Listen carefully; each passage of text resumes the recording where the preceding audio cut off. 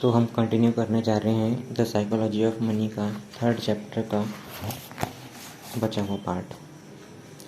इसका टॉपिक था यहाँ असल समस्या सामाजिक तुलना है।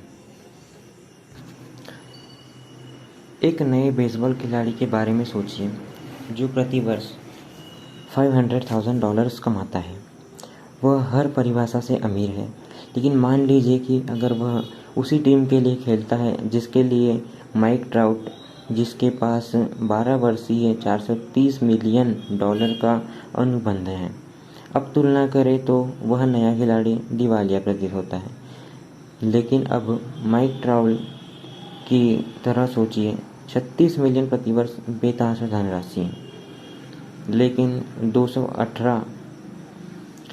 2018 में उच्चतम आय वाले हेज फंड प्रबंधकों को शीर्ष 10 की सूची में आने के लिए 340 मिलियन प्रतिवर्ष कमाना आवश्यक था।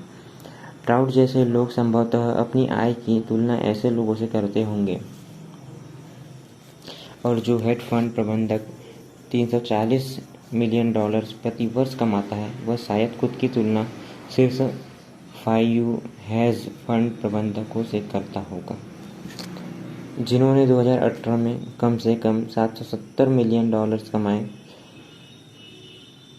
शीर्ष प्रबंधक वॉरेन बफेट के जैसे किसी को प्रेरित हो सकता है, जिनकी निजी संपत्ति 2018 में 3.5 बिलियन बढ़ गई। बफेट के जैसा शायद कोई बेजोफ से प्रेरित हो सकता है, जिनकी शुद्ध संपत्ति 2018 में 24 बिलियन बढ़ गई, एक ऐसी राशि जिसका प्रति मिनट भाग अमीर बेसबॉल खिलाड़ी की पूरे साल की कमाई से अधिक है। मुद्दा यह है कि सामाजिक तुलना की छत इतनी ऊंची है कि वस्तुतः कोई इसे नहीं छू पाएगा, जिसका मतलब यह है कि एक ऐसी लड़ाई है जिसे कभी जीता नहीं जा सकता, या फिर जीतने का एकमात्र तरीका यह भी है कि इसे लड़ा ही न जाए। यह मान लेना कि आपके पास पर्याप्त हो सकता है, फिर चाहे वह दूसरों के मुकाबले कम ही क्यों न हो। मेरा एक दोस्त हर साल तीर्थ यात्रा पर लास वेगास जाता है। एक बार उसने एक डीलर से पूछा, तुम कौन से खेल खेलते हो और कौन से कसिनो में? डीलर ने बहुत गंभीरता से जवाब दिया, लास वेगास के कसिनो में जीतने का सिर्फ एक ही तरीका है, वह यह कि जैसे ही आप अंदर आए वापस बाहर निकल जाए। और ठीक इसी तरह दूसरे की संपत्ति से तुलना करने का खेल भी काम करता है। तीसरा टॉपिक देखते हैं, पर्याप्त बहुत कम नहीं होता। पर्याप्त होने का विचार रूढ़िवाद के जैसा लग सकता है, जिसमें अवसरों और क्षमता को छोड़ दिया जाए। मुझे यह ठीक नहीं लगता है। पर्याप्त का मतलब यह समझना चाहिए,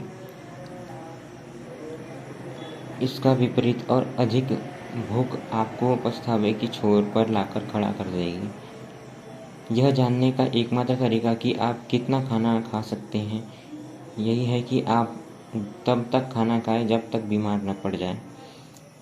कुछ ही लोग ऐसा करते हैं क्योंकि उल्टी करने की तकलीफ खाने के स्वाद से ज़्यादा होती है, लेकिन किसी कारण यह तर्क व्यवसाय और निवेश पर नहीं चलता, और अधिकतर लोग जब जाकर रुकते हैं जब वे टूट जाते हैं या रुकने पर मजबूर हो जाए।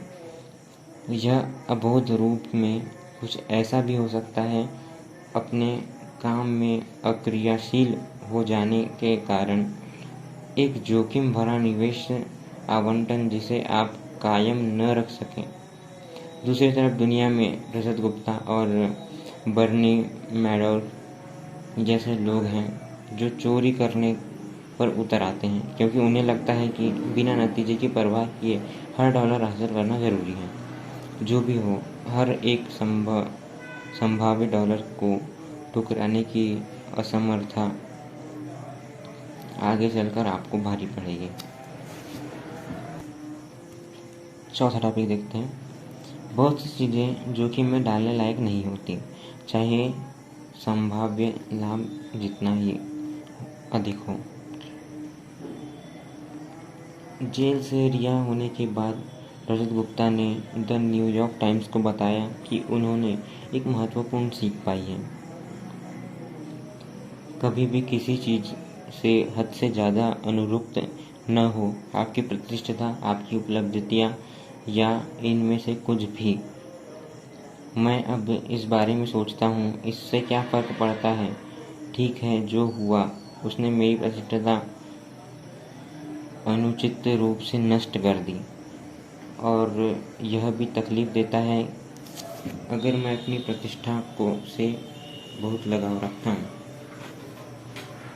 यह शायद उनके अनुभव से लिया जाने वाला सबसे खराब सबक मालूम पड़ता है, और मुझे लगता है कि यह एक ऐसे आदमी का खुद को तसल्ली देने के लिए बहाना है जो बुरी तरह से अपनी प्रतिष्ठा वापस चाहता है, लेकिन अब वह जा चुकी है। प्रतिष्ठा अमूल्य है, आज़ादी और स्वतंत्रता अमूल्य है, परिवार और दोस्त अमूल्य हैं, जिन्हें आप प्यार करते हैं उनसे प्यार पाना अमूल्य है, खुशी अमूल्य है, और इन सबको बनाए रखने का सबसे अच्छा तरीका यह जानना कि कब आपको वे जोखिम उठाना बंद कर देना चाहिए जो इन्हें नुकसान पहुंचाते हैं। यह जानना कि कब आपके पास पर्याप्त है।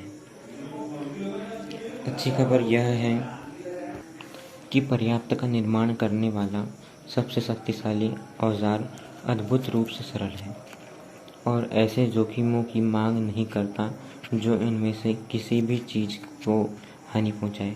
यह अगला अध्याय है।